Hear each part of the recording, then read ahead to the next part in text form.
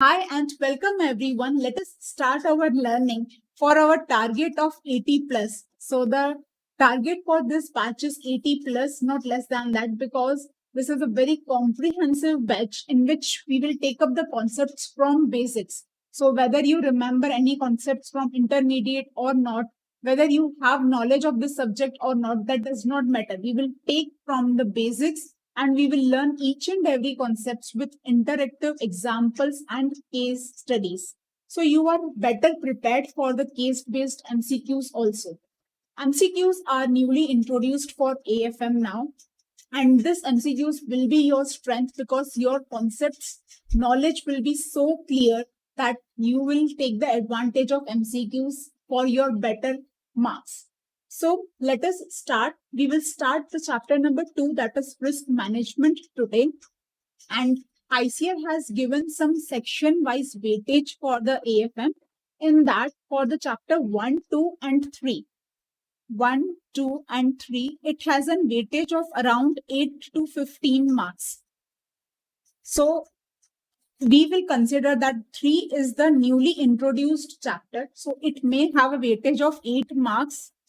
It is just as per my consideration. So it can have a weightage of 8 marks as a practical question, and 1 and 2 chapters, they can have a weightage of around 6 to 8 marks.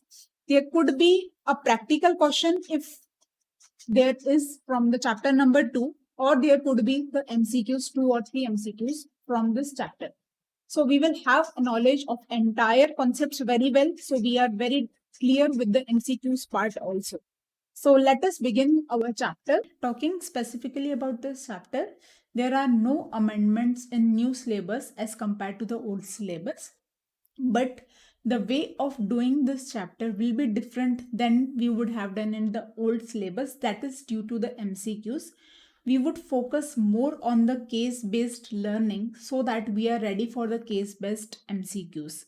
So the approach for this chapter will be different. There are no new topics in this chapter than the old syllabus. So moving on to the chapter, understanding about the risk management. First, we should understand what is the risk.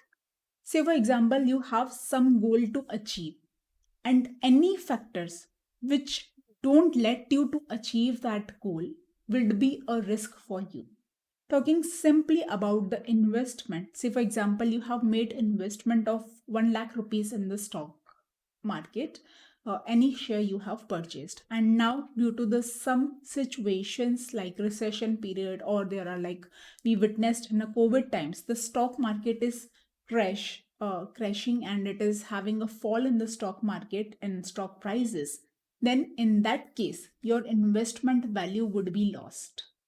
You have made the investment to earn the profits, to have the greater value of your investment, but for some factors you are not able to achieve that goal. That factor would be a risk factor for you. So to manage this risk, we have to achieve the goal, and we have to manage this risk to get to our goal. So to manage risk, there is this very simple funda that don't risk more than you can afford to lose. So if you can afford to lose, say for example 20,000, then you would invest 20,000 in a riskier assets, and remaining of your 80,000 which you are not willing to lose, you would invest in the safer options like bank as a FD in a bank. So you would try to manage your risk to achieve your goal. Similar are the cases for the business also. Over here in this chapter, we will learn about what are the different risks which a business can suffer and how they can mitigate that risk. So what are the business risks? Business has a profit motive. Their motive is to achieve the profit. So any factor which don't let them to achieve that profits, that desired profits, or let them to suffer the losses would be a risk for a business. So anything that threatens an organization ability to generate profit at its target level are business risk, or they would have a lower profit or they would have a loss. So either case that would be termed as a business risk. So business cannot ignore the risk. They should manage the risk systematically for their survival and growth. One cannot ignore risk completely because doing nothing is also a risk. So, in each and every step, one has to manage the risk. Similarly, business also have to manage the risk to grow in the market. So, talking about the business risk example, in the recent COVID times, lot of industries suffered the losses like tourism industry, hotel industry, retail travel industries. So all these suffered the losses due to some factor that could be called as a risk for a business. Now we will understand about different type of risk in a business. First one we understand is a strategic risk. As the name suggests, that is strategy. So a risk which arise due to the strategy that will be termed as a strategic risk. Now, what is a strategy? A strategy is an action plan you frame to achieve some goal. Now, in that action plan, if your decision is wrong, that is, you are having a wrong strategy, then a wrong strategy can lead a business to a losses or to a lesser profits than the desired profits. This would be termed as a strategic risk. Now, if you manage the strategic risk very well, that means you took a right strategy, then instead of losses, the business could have a competitive advantage, the business could have a more profits. So, with the risk, when you consider the risk management, you could have the profits rather than going into the losses. If you go into the losses, that is a negative consideration, negative impact of the risk, which can be termed as a negative example. But when the risk is managed very well, then it is a positive example of the strategic risk. So over here, you should give a minute, give a thought to this strategic risk, whether you know any situation which can be termed as a strategic risk, whether you know any case study which could be the case of a strategic risk. By this way, by giving a thought to each and every concept, initially it would take a time, but gradually you will have a fun in this learning and you will be more engaged with the subject, and this will help you to get the concepts more clear and have a confidence for the case based MCQs also. So you should prepare each and every subject this way. Give a thought by completing the topic, give a thought to that topic, process that topic by yourself. So pause the video and think whether you know any example for the strategic risk. Then we are moving to the examples given in your module. For this strategic risk, the example given in your module are good example to understand this. The first example is of a Kodak company. This is a negative example. This is a negative case study. So we know that Kodak used to prepare this type of cameras. In that, we used to insert this type of film rolls. Now, this film rolls has the limit of number of photos. Once that number of photos are done, you have to replace the film roll. So, with each and every replacement, the Kodak used to make profits. So, with the sales of this, they have a regular income. Now you will be shocked that Kodak was the first company which invented the digital camera. But they didn't launch the digital camera into the market. The reason for that was they thought the regular income of this film rolls will be gone once they brought the digital camera into the market. So they took onto the strategy to sell this roll instead of moving the technology to a advanced version of a digital camera. But the time does not stop. Another companies invented the digital cameras and brought the digital cameras into the market. With the introduce of digital cameras into the market, the Kodak market was gone, and the Kodak has to file for the bankruptcy due to their wrong strategy. So a wrong decision, a wrong strategy can lead the business to the losses, to the bankruptcy also. Similar in line example is for the Nokia. Nokia used to prepare such a durable and reliable phones, and it was having a very good position in a mobile market. When the mobile technology shifted to the touchscreen mobile, Nokia refused to shift to the touchscreen mobile, considering that the sale of the durable phones will be more and the touchscreen technology will not run so fast. So over here, their wrong decision, their wrong understanding of the market, their resistance to shift to the technology become the hindrance for the Nokia. They lead into the losses, and after some time, Nokia come back with the touchscreen mobiles. So a wrong decision made the company to the losses. These two are the negative examples. Now there is a positive example of a Xerox company. Now this Xerox company used to manufacture the photocopying machine, which are such a large machines for printing.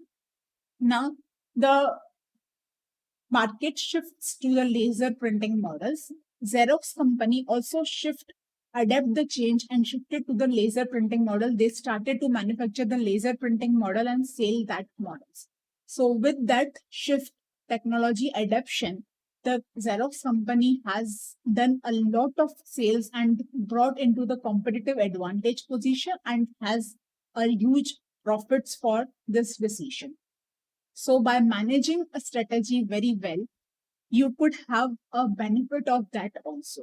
So these are the case studies to understand the strategic risk. You can think of any other strategic risk case study if you know.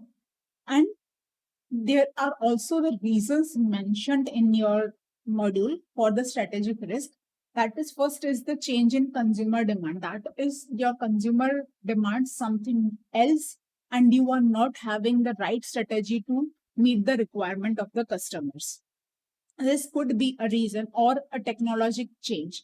That is, the technology has upgraded and you have not shifted to the newer technology. That could be a reason for a strategic risk. Then there could be a competitive pressure. That means, say for example, consider the example of Geo. When Geo launched into the market, the strategies made by the other telecom companies like Vodafone and other companies, the strategies of them failed and they suffered the competitive pressure by which their strategies lead them to the losses. So this could be a reason, and the other reason could be a senior management turnover. Now the senior management turnover means your top management is changing very frequently. Now the top management is the one who frames the strategies, make the strategies, and when there is a change in the top management, each and every manager will deal the situation differently, will make the different strategies, will implement the strategies differently. So this can lead to the strategic risk. So these are the various reasons which could lead you to strategic risk. The next risk we talk about is the compliance risk. Now, as the name suggests, compliance, over here, we consider the risk when we don't comply with the rules and regulation. Each and every business is being governed with some rules and regulations. Say, for example, a company is a listed company, and it has to follow the rules of SEBI also, rules for the Companies Act also, rules for the business in which they trade or in which they are engaged into, and they have to consider like GST. Other various rules and regulation could be applicable to a business considering the type of the business. So in that case, any rules and regulation which are not being followed, the company has to bear the fines and penalties. Now, this fines and penalties can be a huge amount which could lead a business to a losses or could make the profits lower than the desired profits. So the non-compliance leads to the penalties, fines, and imprisonments. Now, the example for this compliance risk in your module is a situation-based example. This is not a real case-based example. In your module, you have an example that there is a cement company. Now they are shifting and starting with a sugar business also. So the rules and regulation applicable to the cement company would be different, and the rules and regulation applicable to the sugar company would be different. So they have to consider that they should follow the rules and regulations applicable to the sugar industry also, and they are making the sugar business in a new state. Now, each and every state has different rules for the sugar business also. So they have to ensure that they comply that rules also. Once they don't comply the rules and regulation, they would have to bear the fees, fines, and penalties. So this is called the compliance risk. Now, you could think of the compliance risk. Have you seen any case study related to compliance risk? We also will consider the case examples for the compliance risk. The first example we consider is of a TRI. So as per the TRI regulation, the telecom companies has to pay license fee and the spectrum usage fee. Now, the various companies, telecom companies, have not paid this license fee and spectrum usage fee, and due to non-payment of that, heavy fees, fines, and penalties are being levied on the various telecom companies. All the total of these penalties is of 1.34 lakh crores. So this is a very huge amount. Consider just an example of Vodafone Idea. So they have 11,000 of the fees and filing penalty for spectrum usage and 28,000 crores for the license fee. So this is such an high amount which could lead the business to the losses. This is an example of a compliance risk. The next example we could consider is of Maggi noodles. We all know that Maggi noodles was banned for some time, and that was due to the non-compliance of the rules and regulation applicable to the food industries.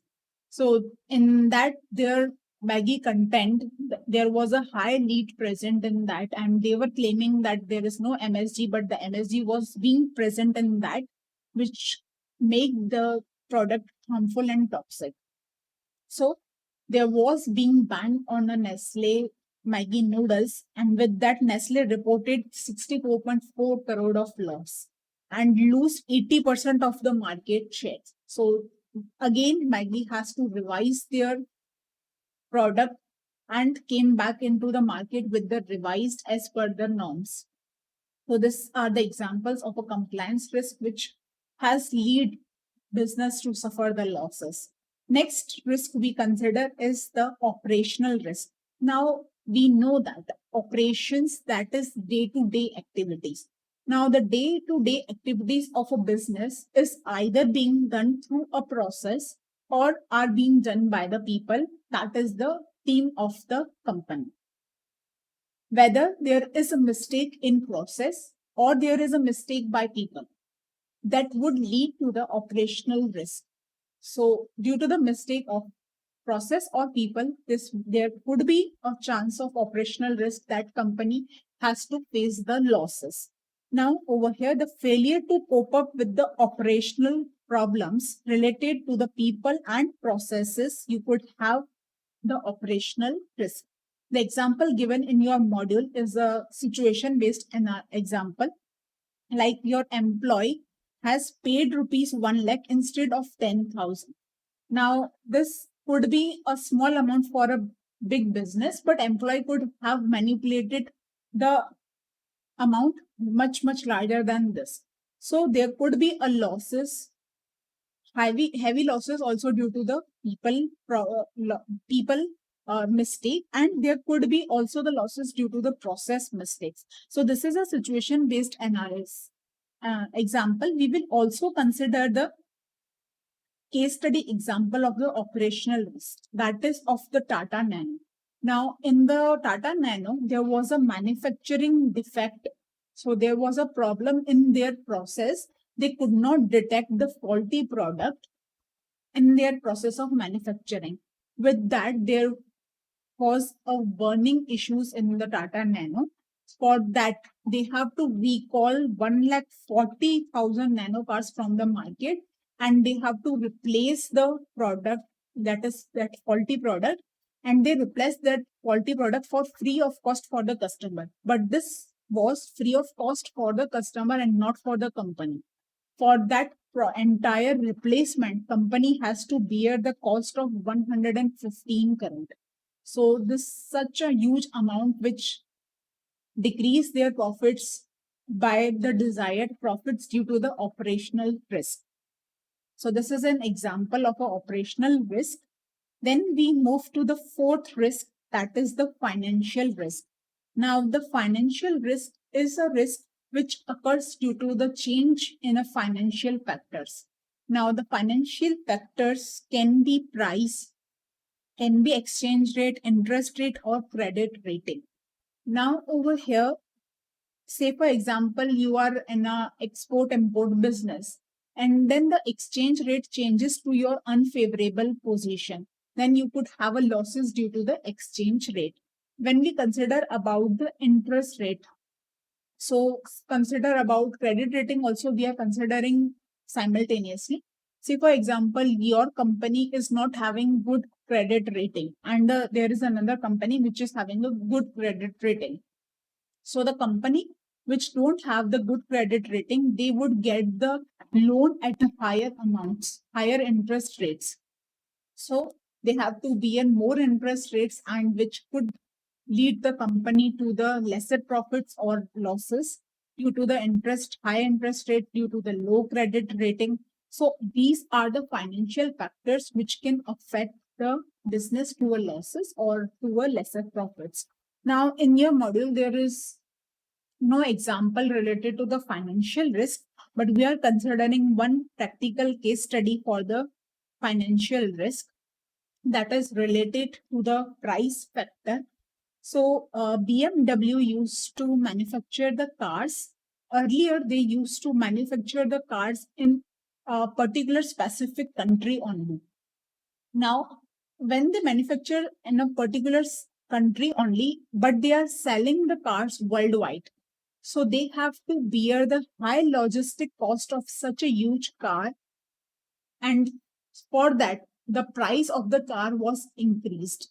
With that, they were having the lesser profit. So they made a strategy to take up the manufacturing activities of the car in various countries, by which they can manage their distribution level to nearby countries and can serve worldwide with a better pricing and lead to a profits. So this is an example how BMW managed the financial risk of the price to them. Having done all the four types of risk, let us think over how could be the MCQ from this type of risk. So there could be a question framing indicating a scenario, and there would be an options of various risks given to you, that which risk is involved in the given scenario. So you will analyze the scenario, and based on that you will select which risk is involved in that. Or there could be a vice versa, that is from the below option, which is a compliance risk, say for example. So you will be given the four scenarios. You have to select a scenario in which there is a non-compliance of rules and regulations, and that would lead to the compliance risk. So you have to remember the keywords involved in the topics. With that, you can clearly differentiate the correct answer and the incorrect answer. There could be a little twist in the wordings and the answers may change. So you have to focus on the keywords of the topic. Say, for example, it is a strategic risk. So there would be a top management decision being involved in that scenario. Or there is non-compliance of rules and regulation, then it would be leading to the compliance risk. And if there is any operational problem in a process, or there is a mistake by people, then it will lead to the operational risk. Or if there is any financial factor being involved for the loss, then it would be a financial risk. Now, there could be a twisted scenario there where they mention the financial loss and all the details, but it is not necessary that it would be a financial risk. It may be due to some wrong strategy being taken, wrong top management decision. So then it would lead to a strategic risk and not the financial risk. So you have to clear out based on the keywords involved in that topic. You have to differentiate what is the correct answer and what is not. So in MCQs, conceptual knowledge plays a bigger role over there. Just you have to be sure that you don't select the wrong option. So they can confuse you just with the options. Once you are strong with the concepts, you can directly pin out the correct answer. So having done all this, now we will move to the next topic, that is the counterparty risk. Now what is the counterparty risk? This is due to the counterparty, that is third party. So over here the business faces the losses due to the third party. Now who is this third party? Third party could be the customers or they could be the suppliers. So say for example, the business has given the goods on the credit, sales made on credit, and now the customer is not paying you the amount. So this is non-honoring of the obligation by the customer, which would lead losses to a business. And there could be a scenario where you have given advance to your supplier and supplier is not giving you the material. So this is the non-delivery of the goods. It is also involved in the counterparty risk. The third scenario can be non-repayment. Now, this type of non-repayment scenario is widely in the banking sectors where they have given loans to other parties and that parties are not repaying the loans. So, non-repayment of the loans can also be involved, called as the counterparty risk. So, this is a credit risk and credit risk is a part of a counterparty risk. So we know that in recently bank NPAs are growing like anything, and this NPAs is like a counterparty risk for the banks. So this is also the important risk for the bank. Now, considering the example, we know the Kingfisher's scam, like Vijay Mallya scam. Lot of banks amounts are being lost in that scam, and especially SBI has suffered a lot of loss because they have given so much amount of loan to the Kingfisher company. So this default of loans will be covered under the counterparty risk. Now, with the risk, now whatever risk we will understand the methods to identify that risk, and we will learn the techniques to mitigate that risk. Now, when we say about some risk, that is, say for example, counterparty risk, we should know that in our business there could be a chances of a counterparty risk. Once we know that, then and then only we can take the steps to mitigate that. But if we don't know that in our business there could be a counterparty risk, we cannot mitigate that and we would suffer that losses. So first way for the risk is to identify that risk. So here are some methods with which you can identify the counterparty risk.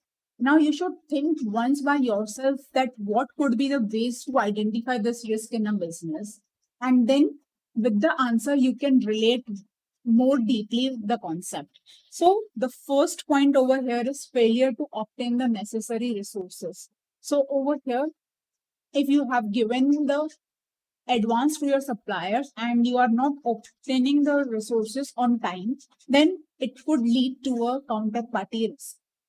Say for example, there is a building under construction and the constructor, the party who is making the construction, they have made advance to their suppliers and they have not received the goods. So delay in the receiving goods in the construction material, that could delay the construction, and there could be the late charges for completing the construction late, or they have to get that material from the other supplier at a higher rate. So this can lead to the losses to a company. So failure to obtain the necessary resources would be an indicator that you are facing the counterparty risk.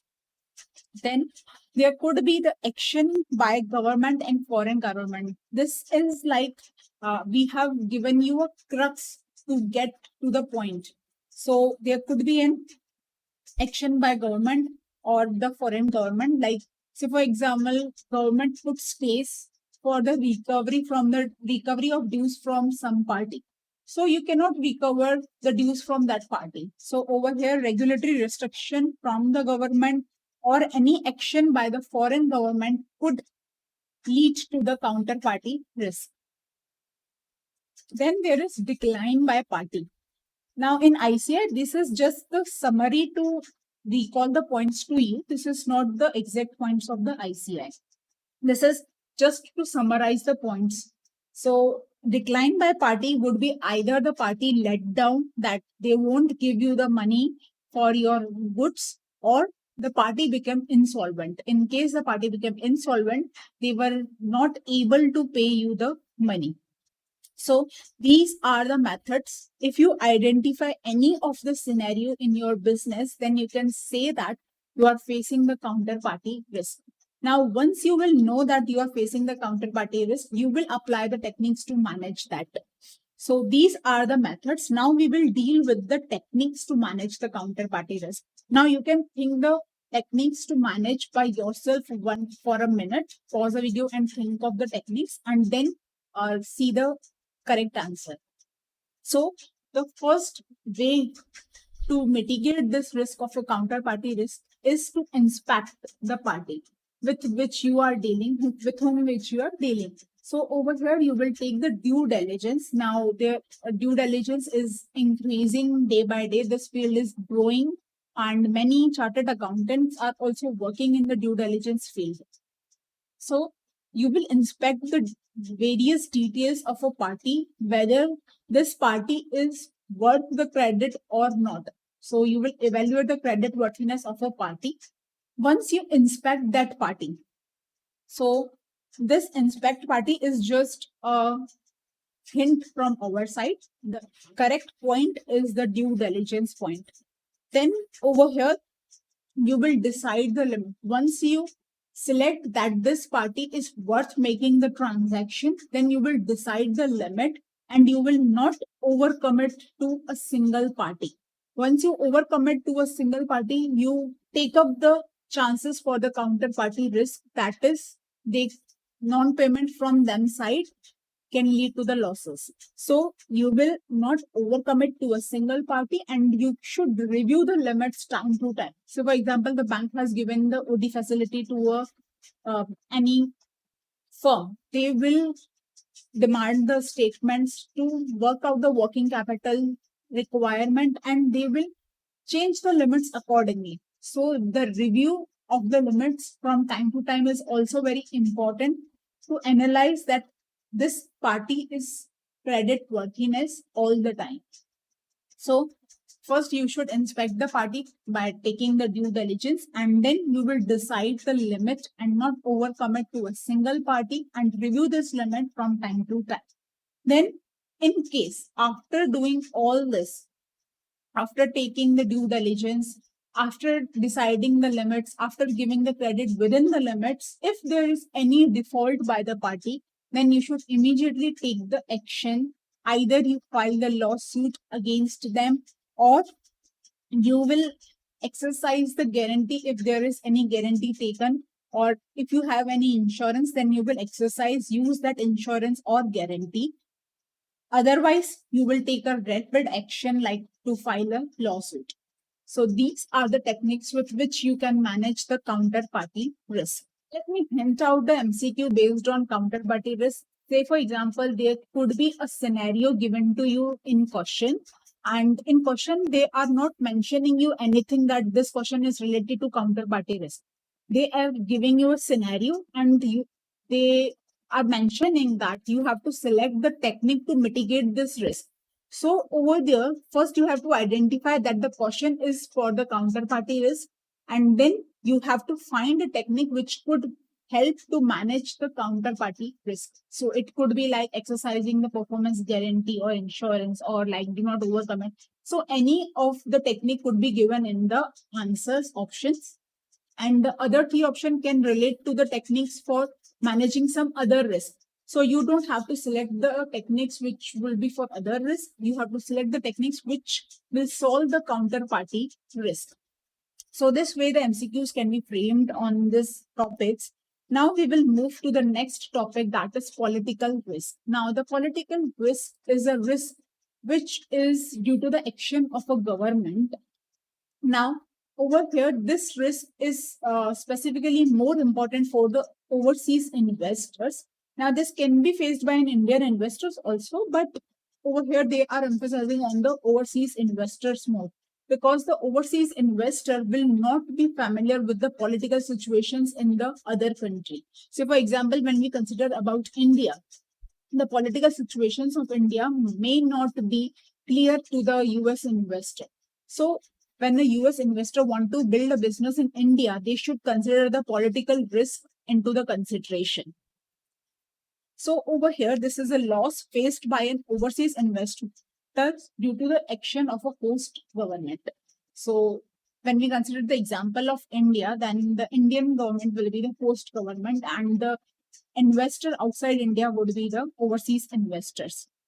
Now over here, when we consider the example of the political risk, when India banned the single-use plastic products from the October 2nd. So say for example, there is some investor, overseas investor, they want to build up the business of plastic products in India.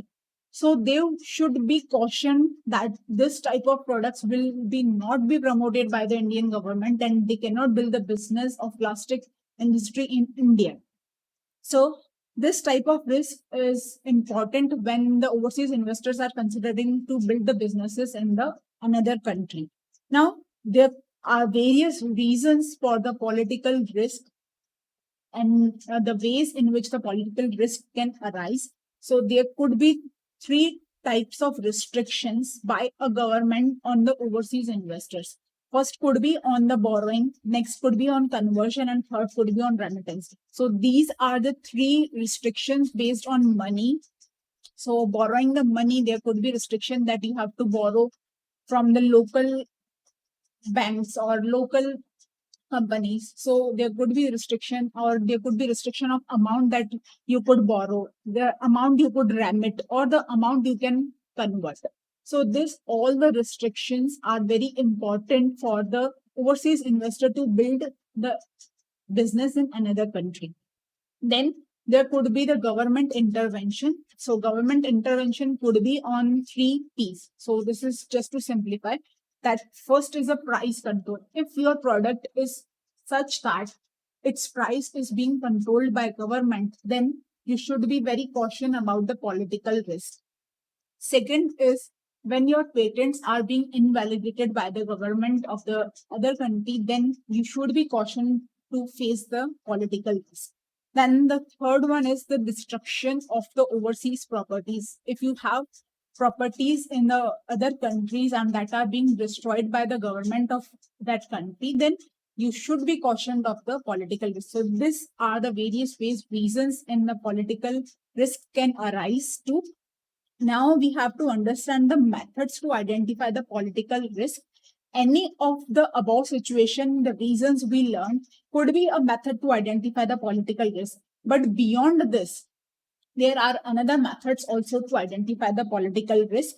So the first one is you should refer to the government rank popularity. So you should refer the political ranking. There are the magazines which publish the political ranking. We all know that due to our Prime Minister Narendra Modi, the political ranking of our India has grown good. So over here, you should refer to the political ranking to get the idea how the government is supporting to the businesses and how the government is helping them. Then you should analyze the popularity of the government. So if the government is popular and helpful and political ranking is good, then you can consider to invest in that country. If it is not, then you should not consider to make investment in such countries. Then there could be inquiry made through embassies. You should inquire about the economic conditions of that country in which you are considering the business, and you should also inquire to embassies. So in each country, there are embassies of other countries. So you should inquire at that embassies about the political situations over there and about how you could build the business in that country. Based on all that, you should identify whether the investment could be influenced by the political risk or not. So these are the methods to identify the political risk. Then comes the techniques to manage the political risk. Now, political risk can be managed by vocal for local. So you can go for local sourcing. If you make the local sourcing, the restriction of borrowing, conversion or remittance, that all will not affect you. So local financing, local sourcing can be helpful to mitigate the political risk. Or there could be, you could enter into the joint ventures with the Indian companies so that there are no complexities in the business for you. So, like we considered the example of Vodafone and India. Vodafone was an overseas company, and when they take up the merger with the Idea, so they take up the merger with an Indian company. With that, they have smoothened out the functions to make the market function. So this way, by entering into the joint ventures, you can manage the political risk. The other way could be with the prior negotiations. Once you have decided to start the business in some country, you should make the prior negotiations with their government to carry out your business in that country. So the prior negotiations also could help to manage the political risk. So these are the ways to manage the political risk. So you should have the command on keywords of the each concept. They will help you to remember the concept and help you to build the MCQs correct. And if there is any theory question also, the marking are all based on the keywords. So you should emphasize on remembering the keywords. You should revise keywords multiple times so you have a better confidence on the concepts and you will have more retention of the concepts. So we will move to the next topic, that is interest rate risk. Now, this is a risk which arises due to change in the interest rates. Now, the change in interest rates affect investments profoundly. The investment lose its value when there is change in interest rates. So first, for that, you should understand how the investment work with the interest rates. So whenever your interest rate increases, your assets value decreases. They both have the inverse relation with each other. Now, why it is so? We will consider an example. Say, for example, you are earning 6% on some bonds. You have purchased the 6% bonds. Now, this 6% bonds was purchased by you at rupees 100. And now, after, say, for example, 6 months or 8 months, or say, for example, 1 year, the new bonds in market are available at 8%. New bonds are available in market at 8%. Will the value of this 6% bond be 100 still now? No. Now in the market, you can get 8%. So no one would like to invest into the 6% bond at this value. If you give this bonds at a discounted price, then the person will be interested to buy the 6% bonds. So over here, when the interest rate increases, the investment loses its value. Reverse, when the interest rate decreases, the investments increase their value. Say, for example, now the interest rate in market is 4%. So each one of the person will be willing to purchase this 6% bond from you rather than going into the 4% bond in market. So the value of this 6% bonds will be more than the 100 now, because it has increased its value as the interest rates in market has decreased. So the interest rates affect the assets value inversely.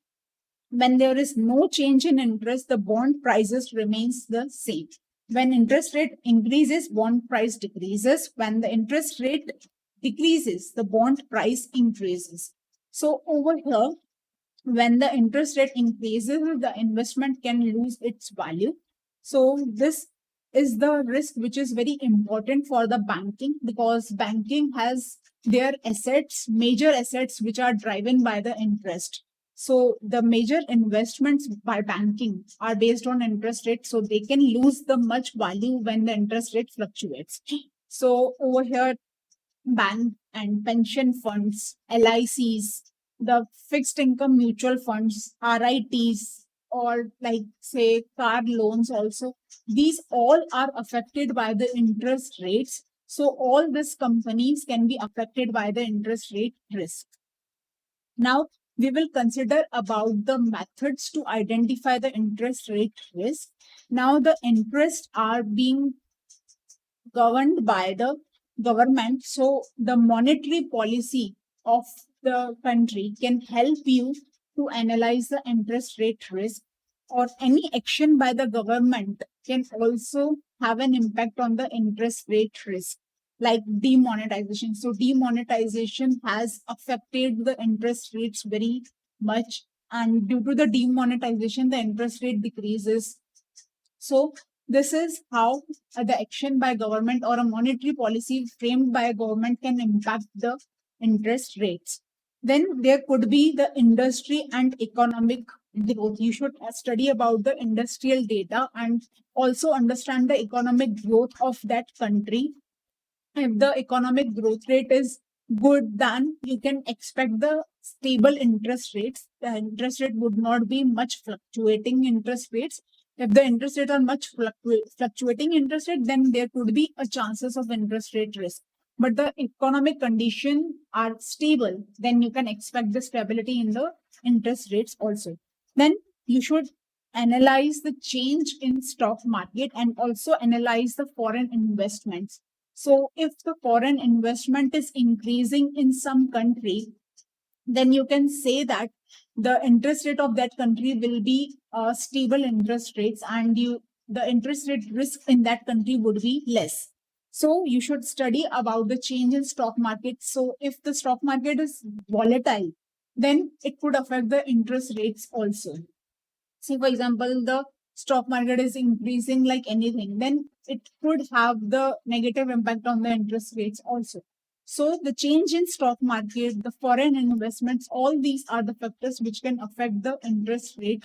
By identifying all this, you can identify whether the interest rate risk is severe for your business or not. Then comes the way to mitigate or manage the interest rate risk. Now, this management of interest rate risk can be done through derivative products. Now, what are the derivative products? We will learn about this in details in the derivatives chapter.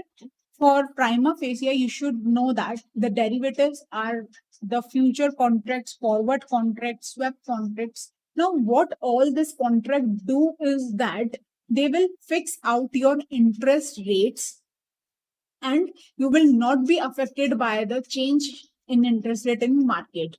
So you will have a fixed interest rate with all these instruments, and you can manage the interest rate risk with these instruments. So futures, forwards, options, swaps, all this help you to manage the interest rate risk.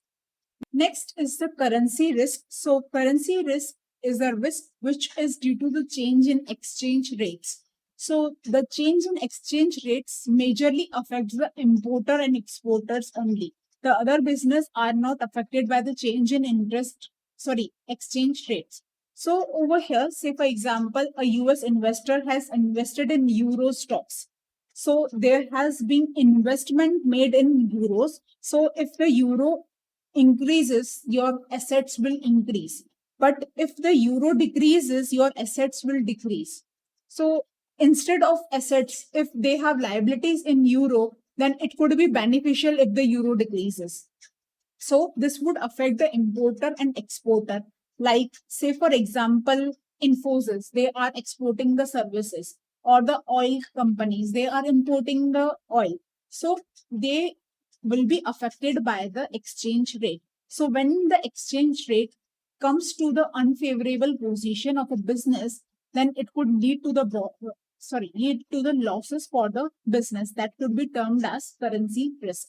Now we will understand about the methods to identify the currency risk. Now the currency is also being governed, exchange rates are also being governed by the government. So any government action or change in government could lead to changes in the exchange rates.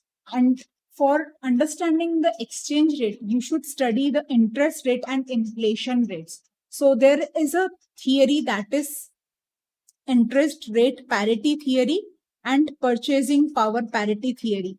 Now, based on both this theory, it says that one theory says that interest rate affects the exchange rate, the exchange rate is being determined based on the interest rate.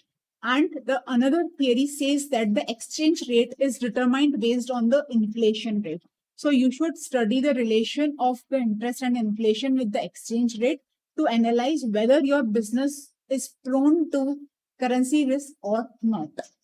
Then you should also analyze about the natural calamities and war. So natural calamities or war-like situation will also affect the exchange rates, like Russia-Ukraine war. It has decreased the value of the currencies of that country. So this type of extraordinary circumstances also affect the currency risk. So these are the methods by which you can identify. First one is with the government. So by the government action or change in government could affect the currency rates, exchange rates. Then you should analyze the interest rate and inflation rates. Then you should understand about the extraordinary circumstances also. That is like natural calamity or war-like situation. Then what are the techniques to manage the currency risk? It is very similar to the interest rate risk, that is the derivatives products, that is future and options, forward and swap contracts. With all this, you will fix out your exchange rate and you will not be affected by the change in exchange rate in market. So this way you can manage your currency risk. Next is the liquidity risk. Now, this is a very small and simple topic. Liquidity risk means you are not having a cash to pay your liabilities. Your liabilities are due, but you are unable to pay your liabilities when they are due. You don't have sufficient cash. So, unable to generate the adequate cash would lead to the liquidity risk. Now, this liquidity risk is very important for banking. Now, why it is important for banking? Bank used to give loans to various customers, but when the customers are unable to pay their debts, they are unable to repay the loans, then this liquidity risk can be an issue for the banking companies. So the liquidity risk is very important for banking, like various scams we have understood that this bank have given this amount of funds to these companies and now the companies are not repaying the debt. So liquidity is affecting lot to the banking companies. The next very small topic is the cyber risk topic. So cyber risk is due to the cyber attack. Now, a company's data has been leaked by some unauthorized person, and in that, the company has a data of various customers, various suppliers, or any other third parties. Now, when this data is being misused by that third party, which is an unauthorized person for that data, then the customers, vendors can file a lawsuit against the company and demand the damages, the loss of confidentiality, the loss of confidential information, loss of reputation from the company. So company has to bear the damages due to the cyber attack. So cyber risk is defined as a risk of damages, the damages which are paid by the company due to the lawsuit or compensation on account of being a victim of cyber attack. So over here, the company will be a victim of a cyber attack where the information of a company has been misused by some unauthorized person, in which the data of customer, vendors, or any other counterparty are being leaked to an unauthorized malevolent entity. Unauthorized means that third person was not authorized to access the data of the company, and malevolent entity means they have the mindset to misuse the data. They have mindset of doing wrong with the data. So that is said to be a malevolent entity. In that case, the parties whose data has been lost, they will demand the damages from the company, and the damages being paid by the company can be said as a cyber risk, which is a loss to a company. So this is the topic of a cyber risk. Now the next topic comes about financial risk, which is being evaluated from the different views. Now, the financial perspective of the risk is different for the different users. Over here, we will understand this risk from 3 points of view. The first one is a stakeholder's point of view. The second one is the company's viewpoint, and the third one is the government viewpoint. Talking first about the stakeholders. Now, in the stakeholders, there are generally more equity shareholders. So, equity shareholders will like to see the financial gearing ratio. If your financial gearing ratio is high, then you will have more money raised through debt, and in that case your risk of financial distress will be more. So over here, when you have more debt, then in the case of the financial distress, you will first have to pay that debt amount, and then you can pay amount to the equity shareholders. So when your debt is high, when your gearing ratio is high, then your risk of financial distress is more. The one banks or other lending person who have given the loan to you will also be in problem if you are not able to perform in profits. So there would be a distress in the view of a stakeholders if your gearing ratio is high. If your gearing ratio is less, then the financial distress will be less. This is from the stakeholders viewpoint. The next comes the company's viewpoint. So over here, when we see the risk from the company's viewpoint, that could be one scenario, that is your cost of borrowing is more. When your cost of borrowing is more, you have to pay high interest amount, which could lead to the lesser profits or losses. So this could be a financial risk from the company's viewpoint, and there could be another point also for the financial risk from the company's point, that is they have given the loans to a party which defaults in payment.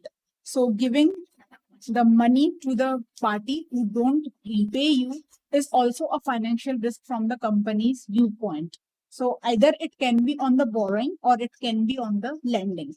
Then comes the government viewpoint on the financial risk.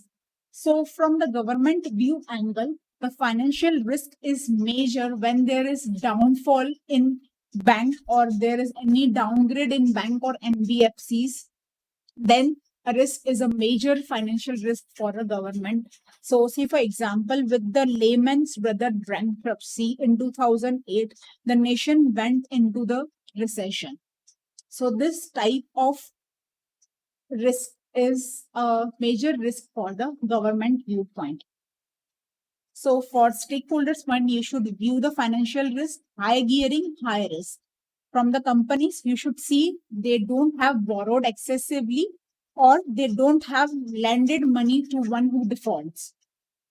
And from the government viewpoint, they should see the failure of a bank or downgrading of any financial institution, because these events will bring the distrust in the public. So government will view the financial risk from that perspective. These are the different perspectives to view the financial risk. Now we move to a topic of value at risk, which is a very important topic, and this is important for a practical questions also. So there can be a practical questions from this topic, and if there is practical question, then it would be of at least 4 marks. So for that part, this is a very important topic, and once you understand the logic of this concept, this is a very, very simple concept. So what does the value at risk means? So value at risk means what value of your portfolio is at risk. So you have a portfolio where you have made the investment in like bonds, equity, and what is the value which is at risk in that portfolio is being calculated by value at risk. Till now, we have understood the various types of risks. We have understood how to mitigate the risk. We have understood how to identify the risk. Now, this value at risk is a measurement of a risk. Once you know what amount is at a risk, then you can take your mitigation steps accordingly. So you should know how the risk can impact your portfolio. So this is the concept which will measure the risk in the numerical way. So this is a value at risk. There are various methods to evaluate this, but prima facie, there is generally used method is variance covariance method, which is included in your module. There are other two models also, that is historical and Monte Carlo, but they are not included in your syllabus. So, and they are also less used than this method. So we will understand this. Now, what does the value at risk gives you? It gives you the amount of loss over a period of a time. So it will give you the answer for what can be the worst case scenario. So if something bad happens to your portfolio, that is, then at that point, what amount you can lose. So it will give you how much investment will you lose in a worst case scenario. So this value at risk concept generally consider how your stock movements take place, how your portfolio moves with the time, at what times it performs bad and what time it performs good. So considering all that data, they make the analysis about what value is at a risk, what amount can be lost. So this value at risk concept is based on the standard deviation variance covariance, and this consider the standard normal distribution. Now you have to patiently understand this concept. Once you understood this concept, it will be very easy topic for you. So this concept is based on the standard normal distribution, and the standard normal distribution curve is a bell-shaped curve. You must have seen bell in like temples or in school's time. Then the bell shape is such a way. So this is a standard normal distribution curve. Over here, this curve says that the major portion of the value will lie in middle range, and there will be very less values which will be at the extreme positions. So this is a standard distribution curve. Over here, say for example, you have taken a sample data of weight of the people who are above age 18. Now when you conduct the survey, you get the average weight to be 60. Average weight is 60. That means 50% of the population will have weight less than 60 and 50% of the population will have weight more than 60. 60 is the middle point. So this is called the mean. And when you move to the left or you move to the right, you have equal area to both. So this is also 50% and this is also 50%. So when we consider this percentage in numerical terms, we consider 0.5 and 0.5. So the total area under the curve, total area of curve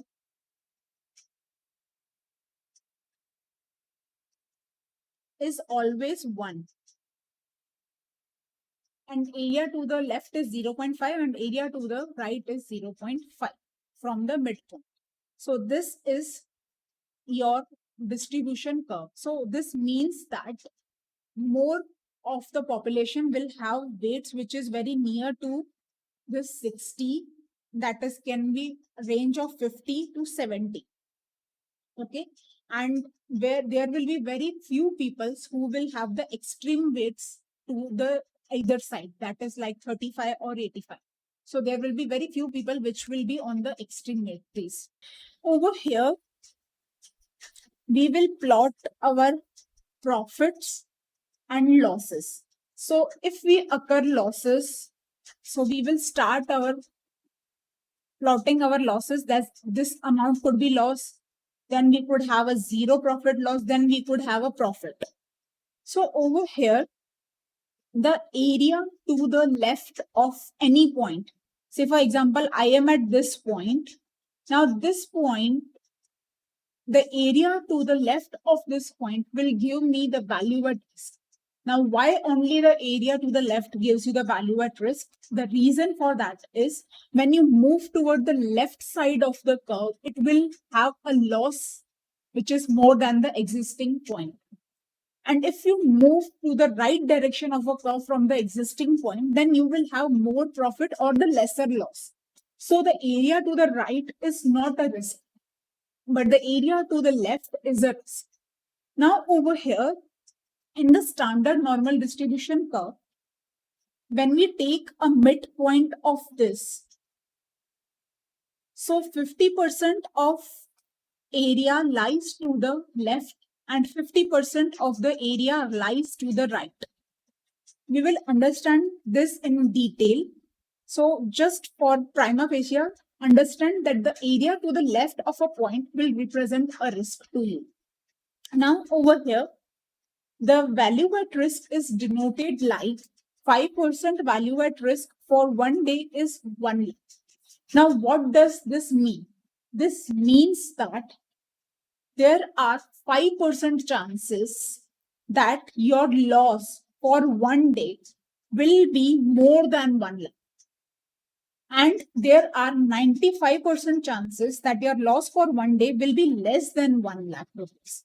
So this is what value at risk denotes, that what could be the maximum loss in the defined period and what are the percentage for that. So this gives you the confidence level also. This gives you the time and gives you the loss amount. So this is how value at risk is being denoted and how it is interpreted. Now this loss can be in a percentage also. So if we say that this is 2% loss, now you have to apply this 2% to your portfolio value to get the amount of loss. So this is where you can calculate the maximum loss and you can have a confidence level for that loss also. Now to get this confidence level, so this 5% is your risk factor, that is this left part, and 95% is your right hand side part. So over here, generally the value at risk is being calculated at 95% confidence level or 99% confidence level. Okay. Now we will understand what is the standard normal distribution curve. So say for example, you have taken a sample data for weights of the person above 80. Now this data has the average weight of 60. You have taken the weights from each and every sample person. You have selected, say for example, 100 people. And for that 100 people, you have taken the weights and you have taken the average of all the weights. You have 60 as the average weight. So it is like 60 weight is an average weight for the person above 80. Now, there can be a person whose weight is 50, 52, 72, 80. So there can be a different weights for each and every person. So you will take an entire data. Now, with that data, you will find the standard deviation. Now, what is the standard deviation? So standard deviation means how your value is away from the midpoint. So the midpoint is 60. Say for example, any person is there whose weight is 50. So it is away from 10 points from the average. Similarly, the person could have a weight of 70 also. Now it is also away from the midpoint for 10 points. Now this is minus 10 away and this is plus 10 away. So when you take the average deviation, so if you have to calculate the average, so you will consider all the deviation, that is x minus x bar. X bar is your average. So you will consider x minus x bar divided by n, because you have to calculate this standard average deviation. Now, when you take this total in numerator, this total will be 0. Why it will be 0? Because you have a difference in minus also and you have difference in plus also. As 60 is the midpoint, so 50% people will have the weight less than 60 and 50% people will have the weight more than 60, because this is the midpoint. So when you total out the deviation, it will be 0. To remove this negative impact of minus, we will take the square of the values. So you will consider the square. So the formula will be x minus x bar whole square divided by n. Now, as you have taken the square and you need the standard deviation, so you will take the under root of this to nullify this square. So this is how a mathematical formula logic is. The deviations will be 0. So to get the deviation, you take a square. But to remove the effect of this square, you will take the under root of entire formula. So this internal part is called variance, and this square root of variance is called standard deviation. So this is the logic of the standard deviation. Now you will calculate the standard deviation. Over here, the standard deviation is of 5. So you will plot the data in gap of 5. Now over here, if we move towards this side, then this will be a one step away. Now what is there? You have the steps. Say for example, you are at the step second. This is your average 0 point. Average. Now over here, now this one step is of 5 centimeter. If you want to go down by 10 centimeter, then you have to cross 2 steps. If you have to move up by 10 centimeters, then you will have to cross 2 steps upward side. So over here, this is the way which we will convert this as a normal distribution, which has the actual values. Now, this actual values data will be converted to the standard normal distribution. So over here, this 60 will be considered as 0. And the gap of 5 is one step away. So this will be -1, this will be -2, -3, this is 1, 2, 3. Now over here in the standard deviation, generally 99% of the data is covered in the range of -3 to +3. Only 0.01 something percentage is remaining beyond this. Now what is the meaning of that? Now, there will be very few people which will have a weight extremely less than 35. And there would be very few people which have a weight more than like 80, 85.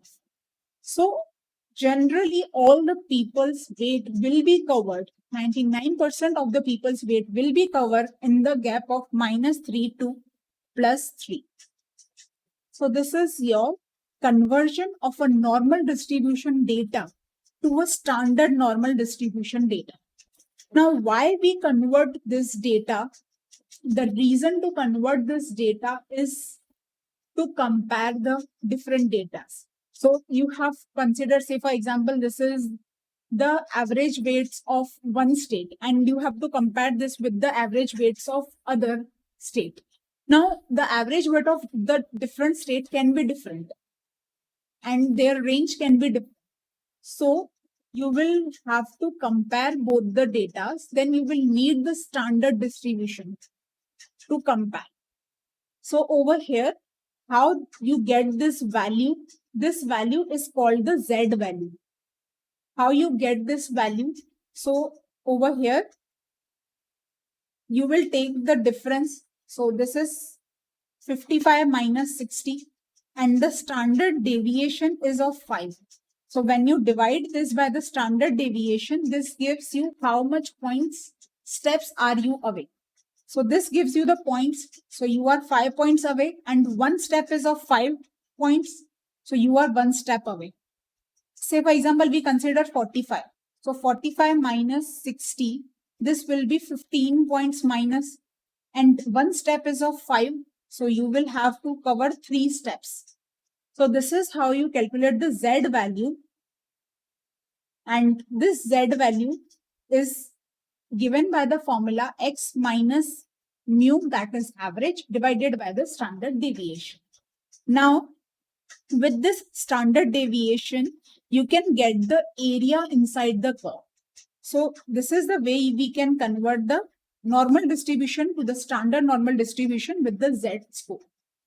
Now, once you convert in the Z score, say for example, I am at the value of -1 Z score. Now over here, when we calculate the area under the curve, so we have the area to the left of this and we have the area to the right of this. So over here at one level, minus one level, Z, 15.9% area is to the left and remaining area is to the right side of this. So with that, we have with the Z score table, that is standard normal distribution table, we can get the area under the curve with the Z value.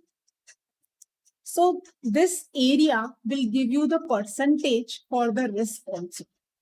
If we consider in this weight, so if I consider that this 0.50, now area to the left means that the person will have a weight of less than 50. And area to the right means that people will have a weight more than 50. So I will calculate the area under this and this will give me the percentage which people have less weight than 50. And the right side area will give me the percentage of the people having weight more than 50. So this is what is the interpretation of the left hand side and the right hand side and the area under that curve. Now, we have understood the Z score, we have understood the standard deviation. But the standard deviation we understood, it was just for one stock only. If you have a portfolio of two stocks, then you have to consider the portfolio standard deviation.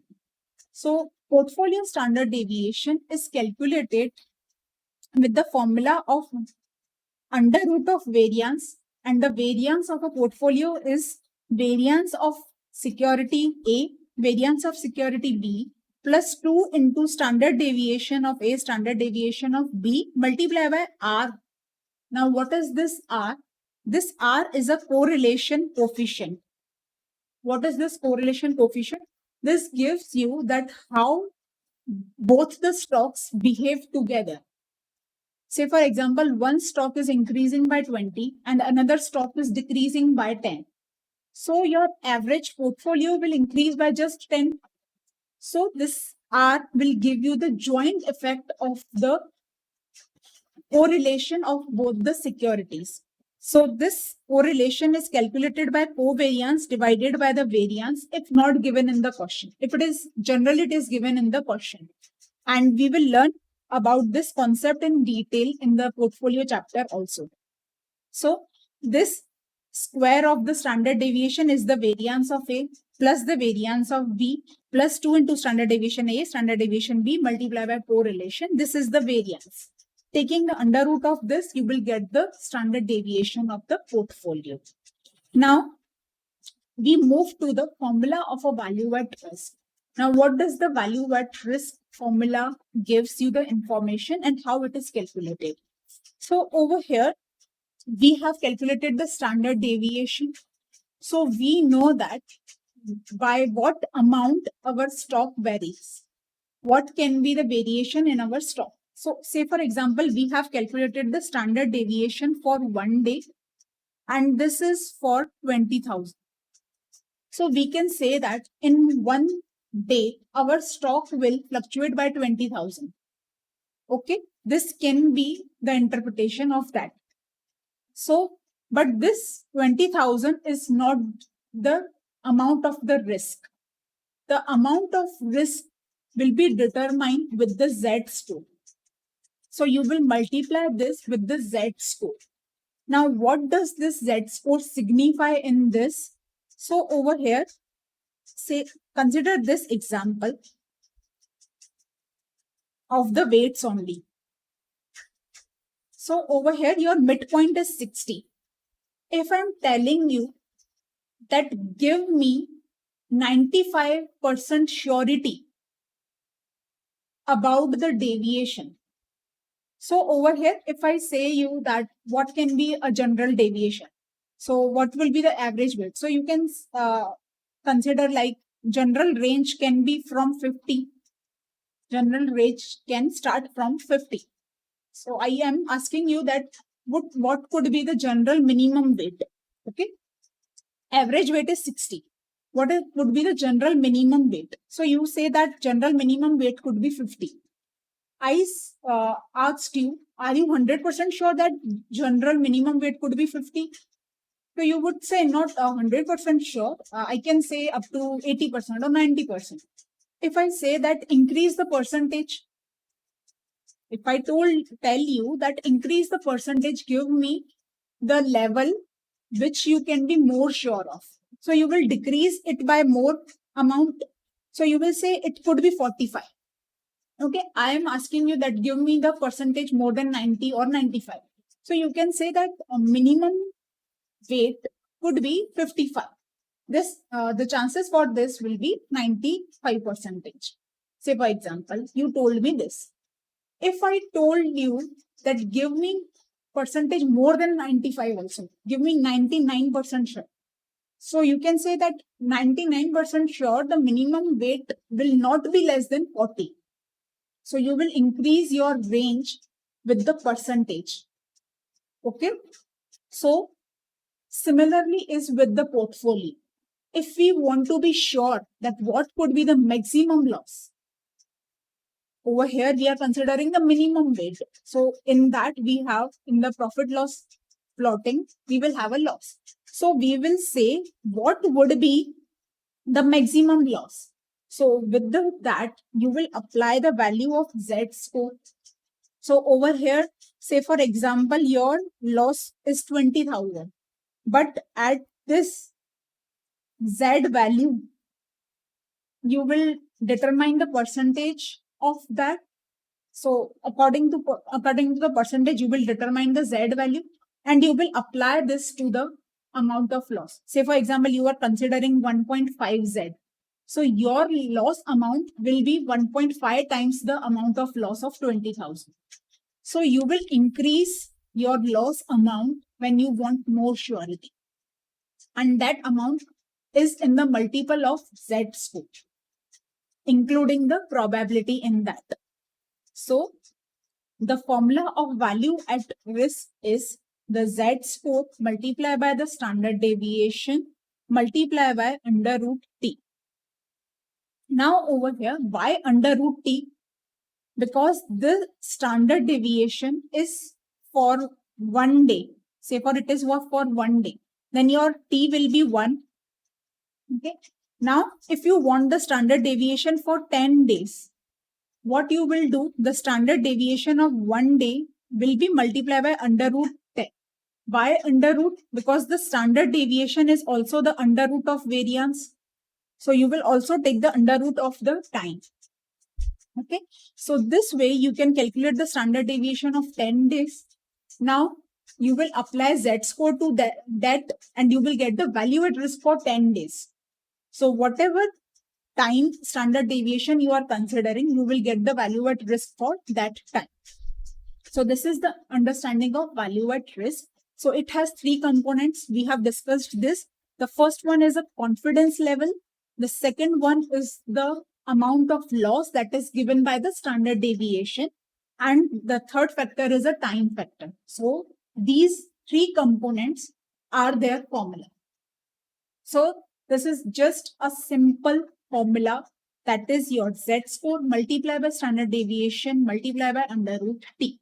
So this standard deviation will be the standard deviation of 1 day. Now, if you have the value at risk of 1 day and you want to calculate the value at risk of 10 days, now what you will do, you will just multiply under root T to that to get the value at risk for 10 days. So this is the way you will calculate the value at risk. So we will take up the practical questions of this also. So it has 3 components, a confidence level, loss amount, and a time frame. Now over here, I will specify you a little point also where a student commits mistake. When we consider calculation of value at risk, the standard deviation is taken in amount. When we consider the standard deviation in portfolio chapter, we consider generally the standard deviation in percentages.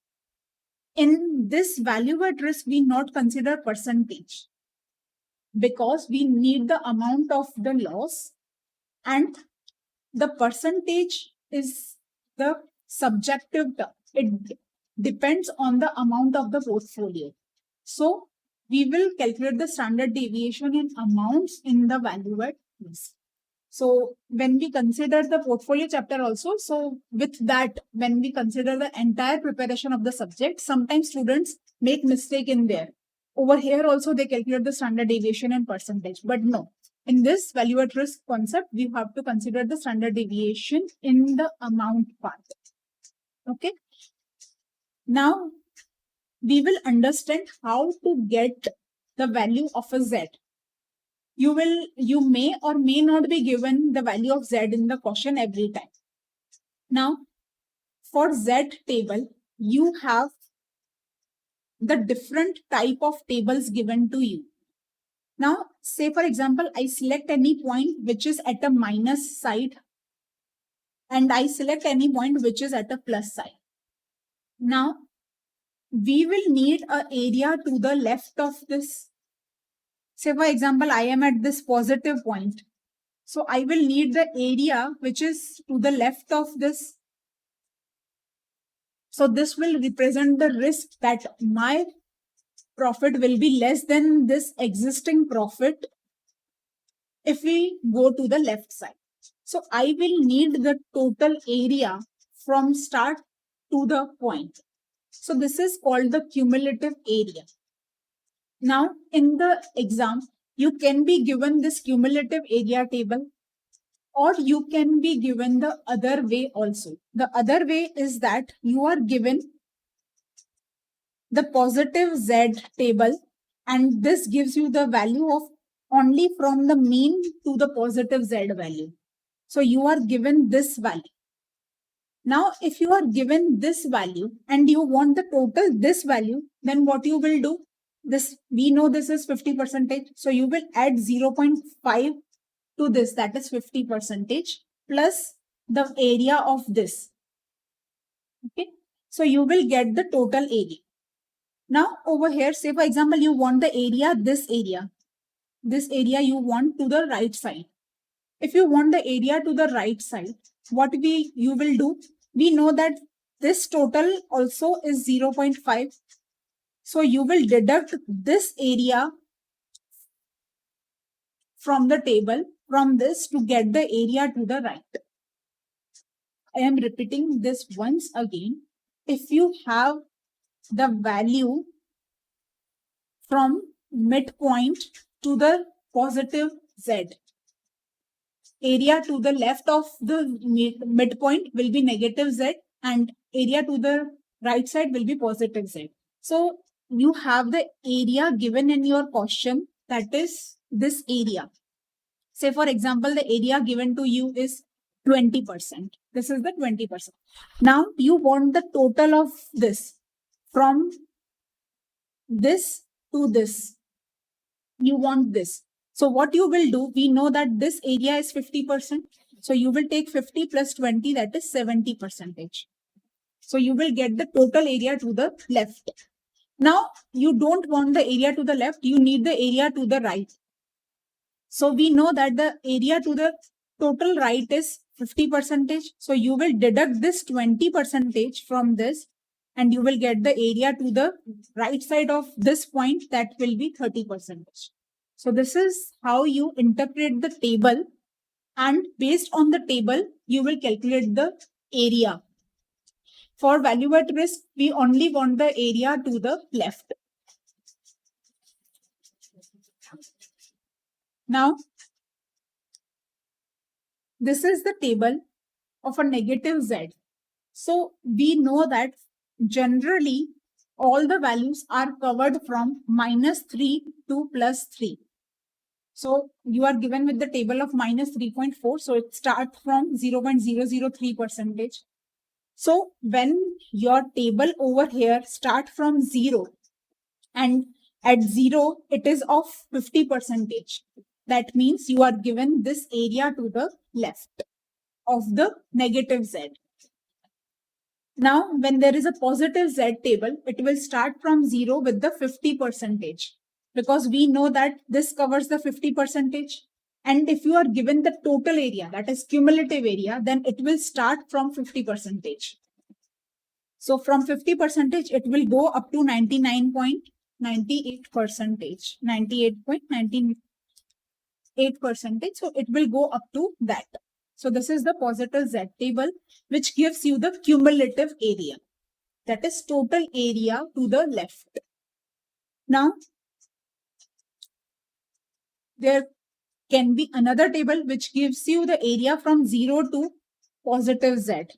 So over here, at the 0 point, when your table start from 0, so if your table start from 0, that means you are given the value from mean to the positive Z.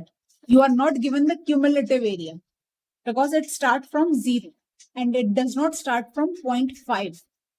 Okay, so this is the way you can interpret which table is given to you in question.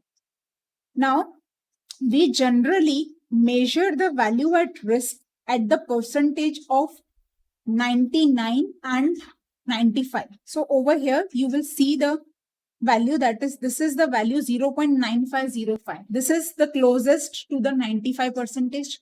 So how you will get the value of Z?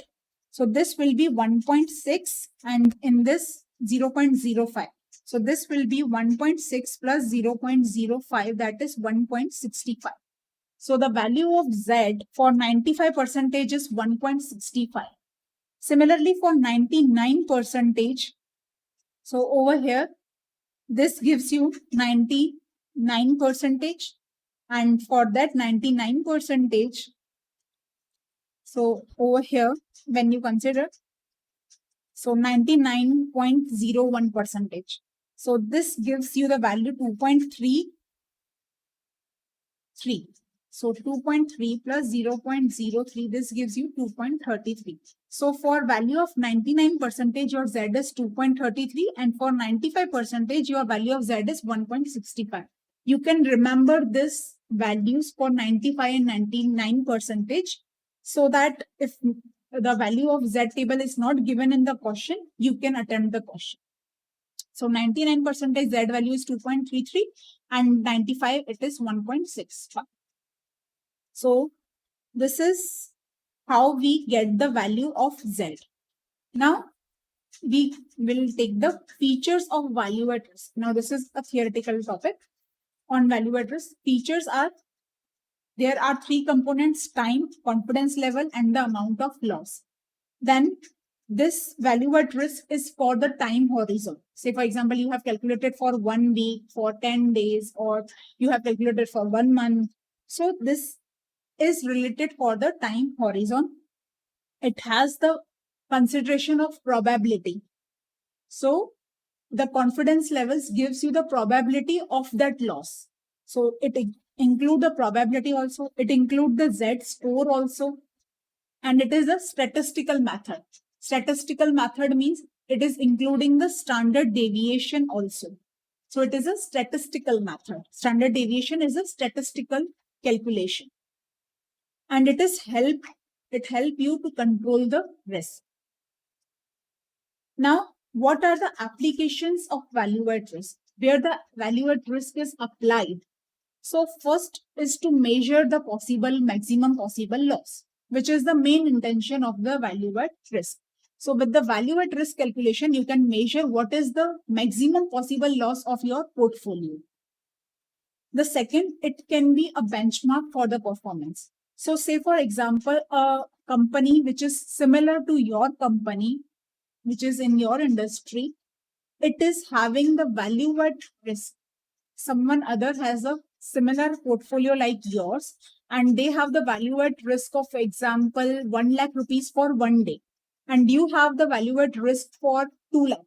So over here, you can compare a benchmark and reduce your risk. You can say that your risk is more, so you will try to reduce your risk. So this can work as a benchmark for the performance. The third one is asset and liability management tool. Now this asset and management liability and asset and liability management tool, it is for the banking. So banking assets are also risky.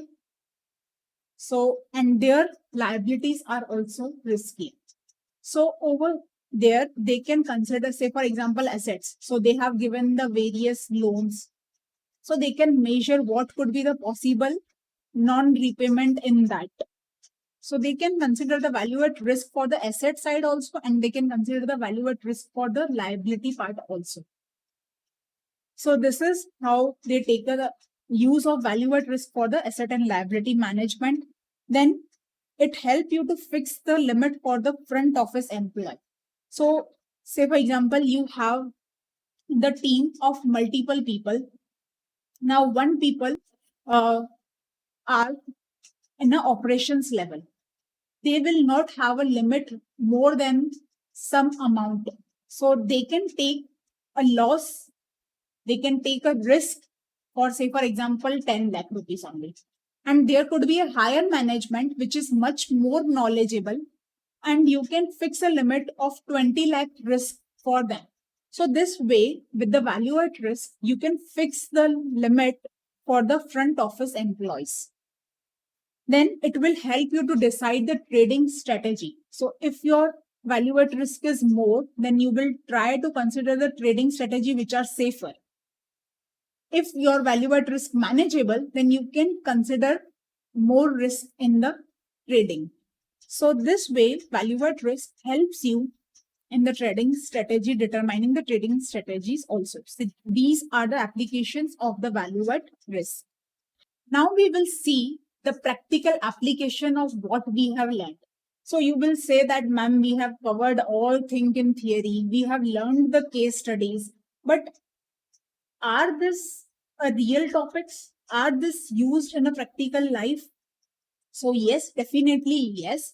Each and every topic of your module is being widely used in a practical life. And now the additions in the module are also with the recent trends. So I will give you an example. This is a Tata Steel's report, which has the risk governance and management section. In that, they are mentioning the financial risk they are suffering, the operational risk they are suffering, the market risk, and then you have the regulatory risk. So they are giving you the mitigation strategies also. So all this is a very, very practical oriented topics. This is not just for the theory. These are widely used in a practical life. So over here, you can say that, see that there is a strategic risk, and they have given the mitigation strategies, how they will mitigate the strategic risk. So all these are very widely used concepts. Now we will move to the practical questions of the value at risk. So first question we are taking, suppose you hold 2 crore shares of X Limited, whose market price standard deviation is 2% per day. Assuming 252 trading days a year, determine maximum loss level for a period of 1 trading day and 10 trading days with the 99% confidence level. Now over here, we need the value at risk for 1 day, and we need the value at risk for 10 days for 99% confidence level.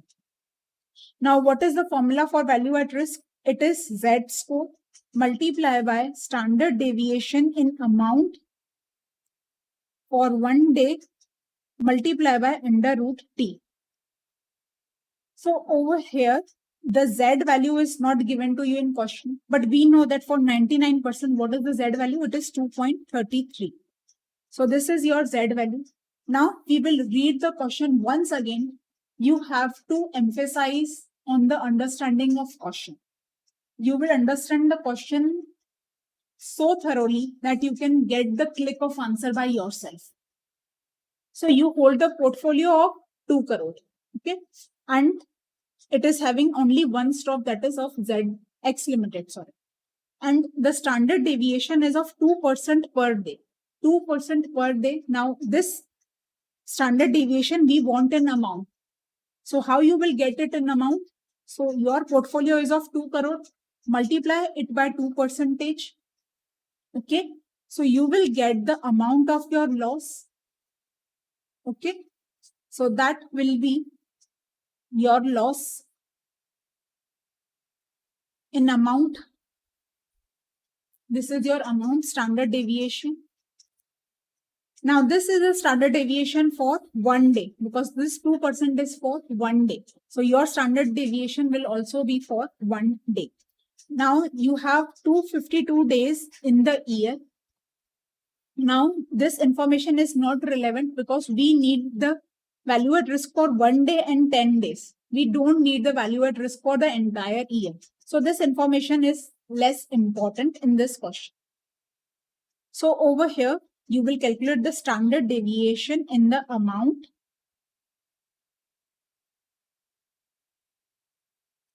So Z is 2.33 and then your standard deviation amount is the 2% of 2 crores.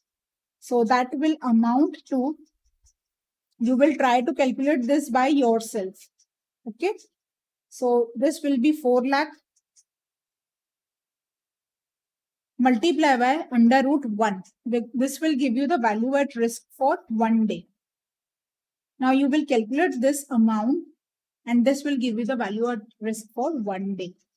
Then we need the value at risk for 10 days. Now there are two ways to get this.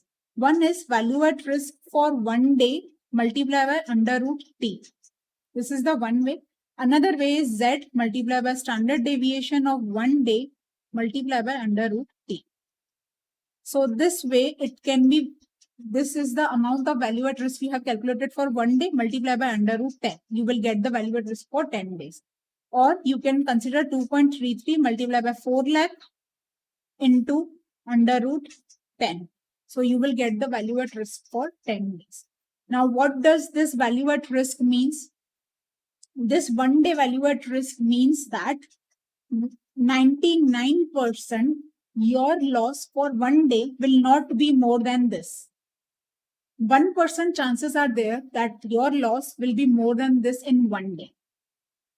And when you consider this for 10 days, this means your loss for 10 days will not be more than this, and the surety for that is 99%. So this is the interpretation of value at risk, and this one is a very simple question of the value at risk.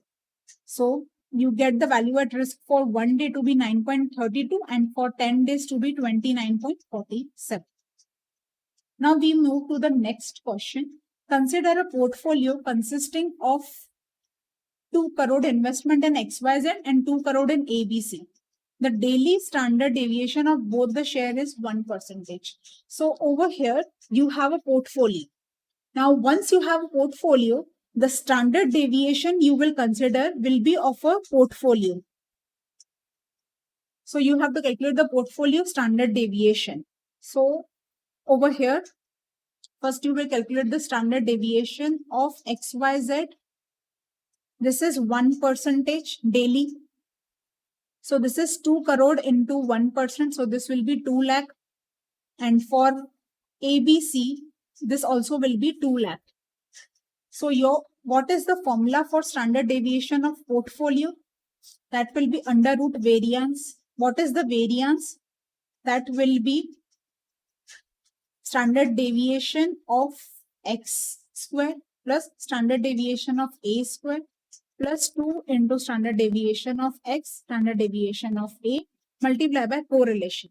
Now, coefficient of correlation is also given to you, that is 0.3. So you will apply these values in the formula, that is under root 2 square plus 2 square plus 2 into 2 into 2 into 0.3. So you will calculate this and this will give you the standard deviation of portfolio. Now you need 10 days variance for 99%. So what you will do? Z will be 2.33 multiplied by standard deviation of portfolio multiplied by under root 10. So this will give you the value at risk for 10 days. So this is how you calculate the value at risk for your portfolio. Then we move to the third question. On Tuesday morning, before opening of the capital market, while going through his bank statement, he has observed that an amount of 7 lakh is lying in his bank account. The amount is available from Tuesday to Friday. Tuesday to Friday, that means how many days? Tuesday, Wednesday, Thursday, and Friday. So 4 days. The bank requires minimum balance of 1,000 all the time. The investor desire to make the maximum possible investment where value at risk should not exceed the balance lying in his bank account. The standard deviation of the security is 1.5% and confidence level required is 99%. Now, read this question once again. What this question is, this is giving you that the maximum you have to make the investment where value at risk should not exceed the balance lying in the bank. That means over here, you are given the value at risk. Based on value at risk, you have to decide the investment amount. That means over here, you have 7 lakh in account. From this 7 lakh rupees, 1,000 you have to maintain the balance. So 6,99,000 is available to you freely. So over here, you will make the investment so that your value at risk should not be more than 6,99,000. So you have this amount kept in your bank balance. So your risk should not be more than this. Okay, so this is your value at risk for 4 days. This amount is the value at risk for 4 days because you are making the investment for 4 days. Now over here, based on that, you have to calculate the amount of investment. Now over here, we know that value at risk is equal to Z score multiplied by standard deviation into under root T. Now over here, you know the value at risk, that is 6,99,000. You know the value of Z. We want 99%. In the table, you are given the Z table also in the question. So 99%. So this is the 99%, that is 0.9901. This is 2.33. So you get 2.33. Multiply by standard deviation. We don't have the value for that. Multiply by under root 4 because we know that we are making the investment for 4 days. So in this, you will get the standard deviation. Okay. So you will get the standard deviation for 1 day in amount. This is the in amount. Now, how we calculate the standard deviation in amount? Our portfolio value multiply by standard deviation in percentage. This is the way we calculate the standard deviation in amount. Now over here, you are given with the percentage 1.5. So you know the percentage, you know the amount, so you can get the portfolio value. So this is the way, this is the reverse calculation. From value at risk, you are calculating the amount of investment. So we will look up to the answer. You are available of 7 lakh, 1,000 you have to maintain, 6,99,000 you can be used as a value at risk for 4 days. So you will divide this by under root 4. You will get the value of risk for 1 day. Now, when you divide this with the Z, you get the standard deviation in amount. So this standard deviation divided by the percentage, you get the total investment amount. So this is your amount of investment. When you make the investment of 1 crore, then your maximum loss for 4 days will be 6,99,000. So this is how you get the investment amount from the value at risk. Now we are taking up the next question 4. ABC Limited is considering a project X which is normally distributed and has a mean return of 2 crore with the standard deviation of 1.6 crore. So you are given with the standard deviation. You are given with the mean return.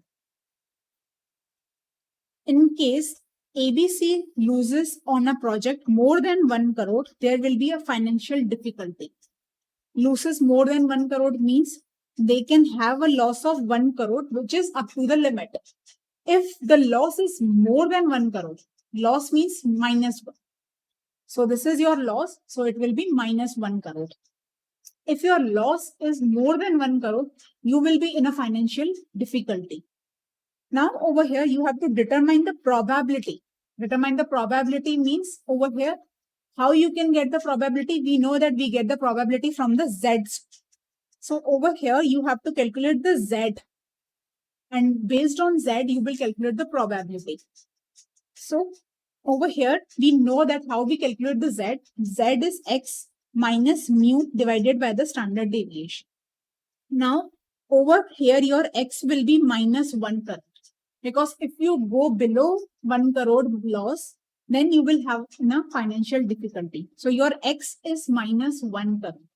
And the average return is given to you, that is 2 crore, minus 2 crore, divided by the standard deviation that is given to you 1.6 crore. So you will calculate the Z. The Z will be minus 1 minus 2 divided by 1.6. This will give you the value of Z. So this will be minus 3 divided by 1.6. So over here, you will get the value of Z.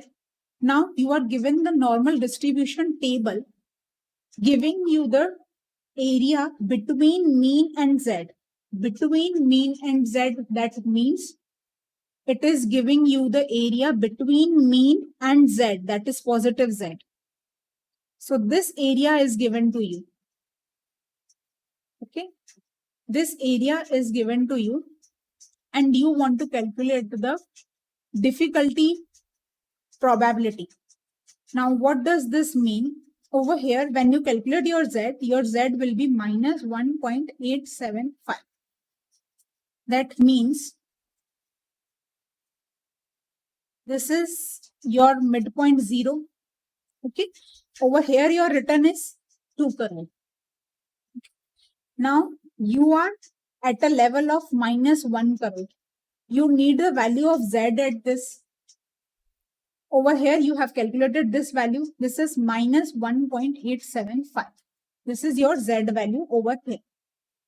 If your loss is more than 1 crore, that means the area to the left of Z, this will give you the probability of financial difficulty. Okay. Now, you need this area. We need this area. What is given to you in question? This is very important to understand. Okay. You are given into the question the value of Z 1.875, that is positive Z. So over here, you are given this area in question. This area is given to you in question. Now, we know that area to the left of same and area to the, so over here, when you consider this 1.875 negative and positive, so area to the left of this will be equal to area to the right of this. Okay, this will be same. This will be equal to this. So we need this area to get this area. Okay. Now over here, you need this area. If you calculate this area, this will give you your answer. Okay. Now we will find the first value for 1.875, that is positive 1.875. You are given for 1.87 and 1.88.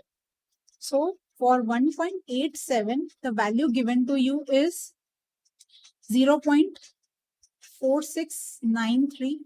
For 1.88, value given to you is 4.699. This is given to you. Now, what does this mean? When your Z changes by 0.01, your value of probability change by 0.0006. Okay, this is how your probability change with the Z. So over here, what change you need? You need the value for 1.875. So this minus 1.87. So you need the value of gap of 0.005. Now this is for 0.00. This is for 0.01. So what will be for 0.005? So you will cross multiply this and get the answer. That is 0.005 multiplied by 0.0006 divided by 0.01. So this will give you the difference only. As this 0.00006 is only the difference. So this will give you the difference of 1.87 and 1.875. You will get the difference from this and not the value. Okay. So how you will get the value? We know that when we go to the right side, the probability percentage increases because you will cover more area. So what you will do, you will add this difference to this 7 value to get the probability. So 0.4693 plus this difference will give you the value at 1.875. Okay. So over here, this is your difference, and based on that, you will calculate the difference, that is this difference. You will add this to this. So you will get the percentage. Now in ICI module, the answer is given up to this, but this is an incorrect answer. Logically, it is an incorrect answer. Why? Because this gives you the value of 1.8. This gives you the value of 1.875. This area is how much percentage? This is 46.96 percentage. Okay. But we need this area to get the area to the minus 1.875. We need this area. This both area are same. So to get this area, we know that total this area is 50 percentage. So 50 percentage minus 46.96 percentage, that will be 3.4 percentage. So this will be this area. So this is the area which will be left to the left of minus 1.875. That will be 3.04 percentage. This is also 3.04 percentage. So this means that the probability of being in a financial difficulty is only 3.0. Okay. Because this is the area to the left of minus 1.875, which is your actual Z. Okay. So this way you can get the answer of the probability. Okay. So this is your answer. Now we are taking another question. This question is your in your amendment book, because this is your recent May 23 question. Mr. Bull is a rational risk taker. He takes the position in a single stock for 4 days in a week. Single stock only. Okay. He does not take a position on Friday to avoid the weekend effect. So he is not taking position on Friday, and he takes the position only for the 4 days, that is Monday to Thursday. He transfers the amount on Monday morning and withdraws the balance on Friday morning. He desired to make the investment where value at risk should not exceed the balance lying in his bank account. Now, we have done the similar like question, but there is difference between both these questions. There some logic of the question remains the same and some information will change. The position is taken by his manager. He himself is not taking the position. His manager is taking the position as per the free balance available on the Monday morning. Now on the Monday morning before opening, he has amount transferred that is 11 crore to his bank account. So in Monday morning, the balance in the bank account is 11 crore. A fixed deposit also mature on Monday. The maturity amount of 63 lakh 42 560 was credited by bank on Monday morning. So in Monday morning, you have existing balance of 11 crore plus this 63 lakh 42,560 is also added into your bank account on Monday morning. However, Mr. Bull received the intimation of same in the evening. That means the intimation of this, that is message for this, he has received that message in the evening. Now, this point, whether this point make any difference or not, student can get confused in this point. That means you have to consider this 11 crore or you have to consider 11 crore plus this. So the information in question, what does the information says? Information says that the position is taken by his manager. So his manager, the manager will see the balance in the bank. He will see 11 crore plus this. The message is received in the evening, but the amount is credited in the morning. So this balance is also available for the investment. So 11 crore plus 63 lakh 42 560. This should be the amount of value at risk you can consider. Over here also you have to maintain 1000 as a balance. So you will deduct minus 1000 from this and the balance amount will be freely available to you. And this freely available amount will be your value at risk for 4 days. So Z score is given to you, that is 2.33%. Now with the Z score, with the value at risk, with the number of days, you will get the standard deviation in amount. Now once you got the standard deviation in amount, we know that once we get the standard deviation in amount, how we calculate the investment? Investment is standard deviation in amount divided by standard deviation in percentage. This way we will get the investment amount. Now what is the twist over here? You are given the 2 stocks over here. And in the question what is mentioned that he invests only in a single stock. He invests only in a single stock. So you have to select whether to invest in X or whether to invest in Y. Now over here, how you will decide whether to invest in X or Y? They have given, you have to select the single stock where maximum investment can be made. Maximum investment can be made, that means if you can invest more amount in X with the same value at risk, then you will consider the investment in X. If you can get the same value at risk and invest more amount in Y, then you will consider investment in Y. Why so? Because your value at risk remains the same. Where you can invest the maximum, you can have a chances of maximum profit also. So you will make the selection of a stock based on the maximum investment amount. So you have to calculate the amount of investment for X also and for Y also. Now, this is the one twist. Now there is another twist also in this question, that is the information given to you is for the consideration for this week. So over here, you have to calculate the standard deviation, and that standard deviation, they have considered this standard deviation to be the standard deviation of 1 day.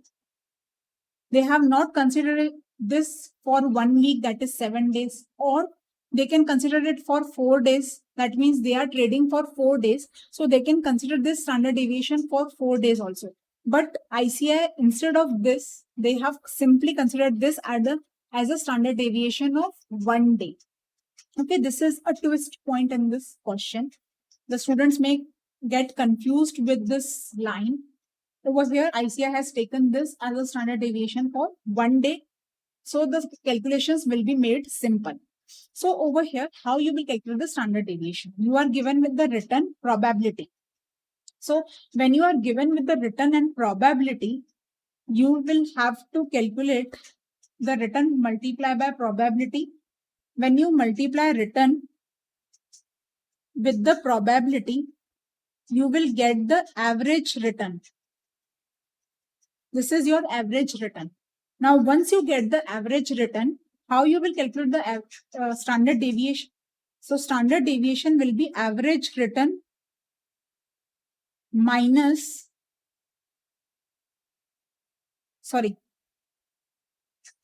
your return minus average return multiply by probability. You will take the total of this. Generally, we consider x minus x bar whole square divided by n. But when you are given with the probability, you will consider x minus x bar multiply by probability. So over here, you will find the average return. So your average return will be 6 into 0.10 plus 7 into 0.25 plus 8 into 0.3 plus 9 into 0.25 plus 10 into 0.10. This will give you the average return. So you will consider 6 minus the average return multiply by probability, that is 0.10 plus 7 minus the average return multiply by the probability. So you will consider so on. You will consider the square of that, x minus x square. Okay, you will consider this. So over here, they have calculated the standard deviation. So the standard deviation is 1.14. This is for x, and for y, your standard deviation is 2.19. So what you will do, you will first find the standard deviation for 1 day in amount. That is this plus this is the amount available minus 1000 which you have to maintain. So this is your value at risk for 4 days. You will divide it by under root 4. You will get the value at risk for 1 day. Divided by z, you will get the standard deviation for 1 day. Now your standard deviation remains same. Now you will divide it with the standard deviation percentage. So you get the maximum investment amount. Now the investment amount is more in x. So you will invest in x and not in y. Okay. So this is how you take the decision for the making investment. So this is the important question. There were the few points which you should keep in mind while doing this question. You will practice all the question once by yourself also. Now we come to the end of the chapter, but we will understand this chapter in a holistic way. This is a very important feature this time, that is, we will have a concept mapping. That is, in this chapter, we understood about the different risks. What four risks we understood? Strategic, compliance, operational, and financial. Then we understood some risk with the methods to identify and mitigate, and that were counterparty, political, interest rate risk, currency risk. All this risk we understood with method and ways to mitigate. Then we understood two small risks, that is liquidity and cyber risk. Then we understood the view to evaluate the financial risk. That was from three angles, that is stakeholder, company viewpoint, and government viewpoint.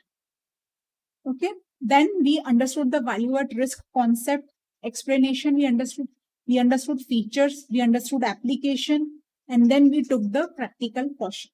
So this is what we understood in the entire chapter. So with the completion of chapter by yourself, you should take this chart and try to recall the concept by yourself. And then there is a very amazing keyword sheet. So we will revise this with the keyword sheet also. You will also revise this with the keyword sheet so that you can have a multiple revision quickly and you can retain the concepts very well.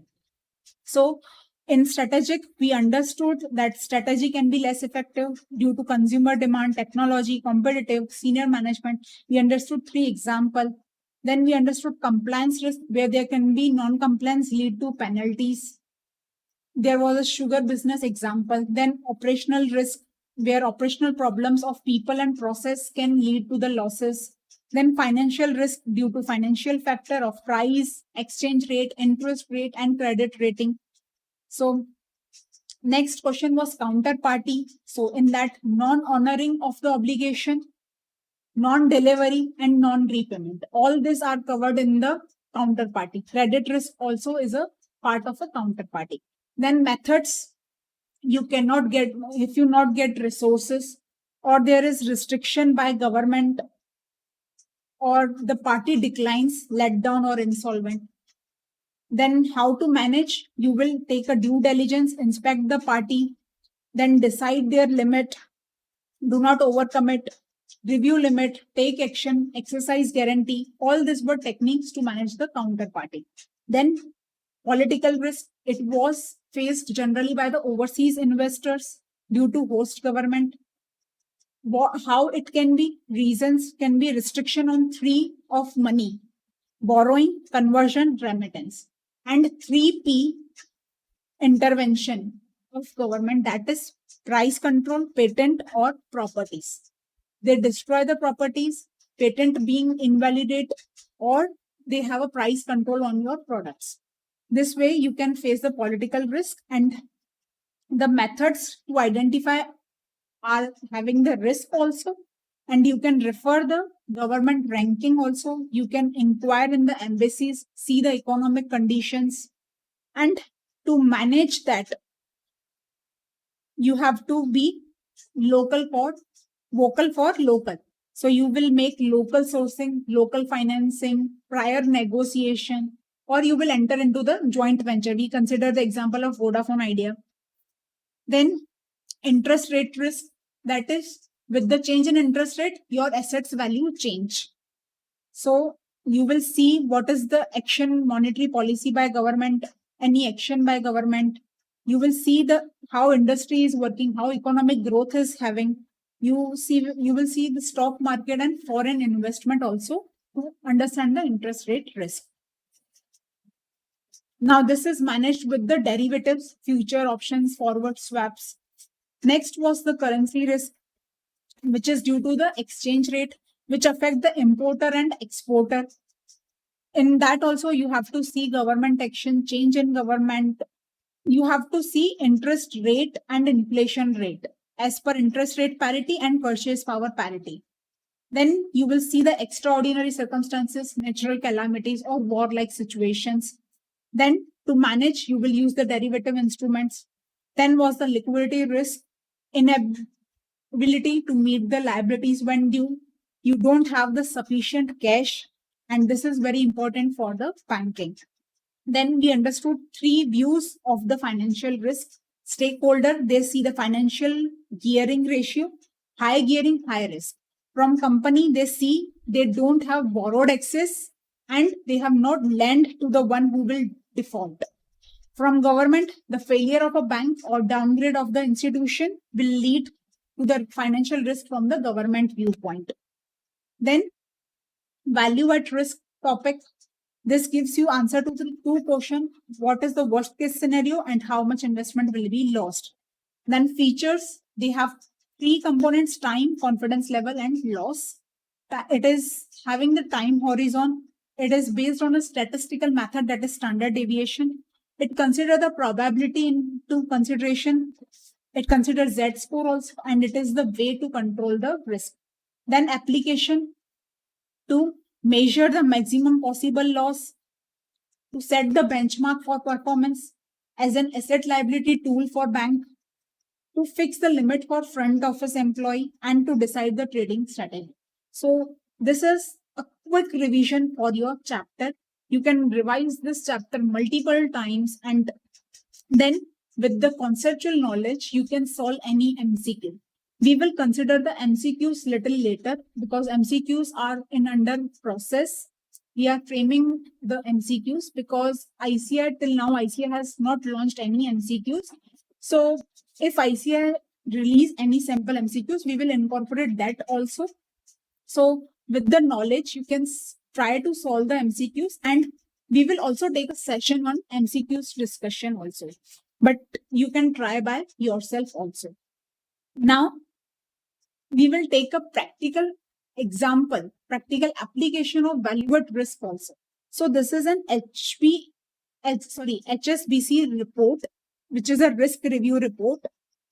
Over here, you can see they are considering the various risk, that is credit risk, climate risk, market risk, financial risk, compliance risk. So they are considering the various risk.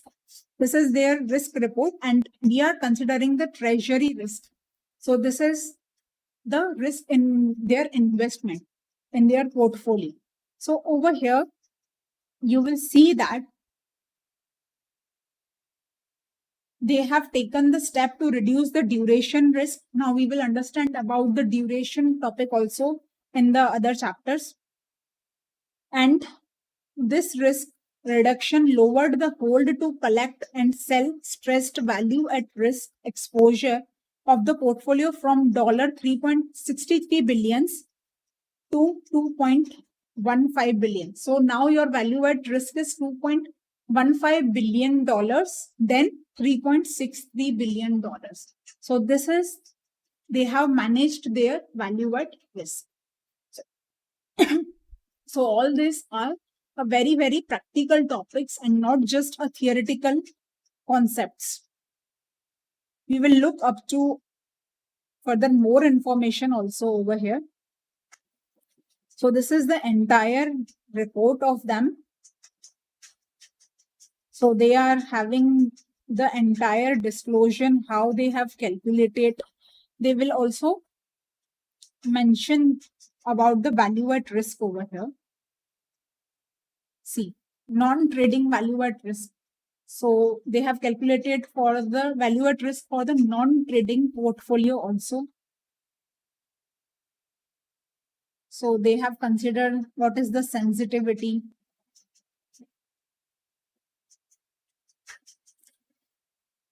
So over here, they have given VAR model limitations and what they have considered. They have considered at a 99%, how they have got the information. So they have given all the details of calculation of value at risk. So which risk is not covered in value at risk.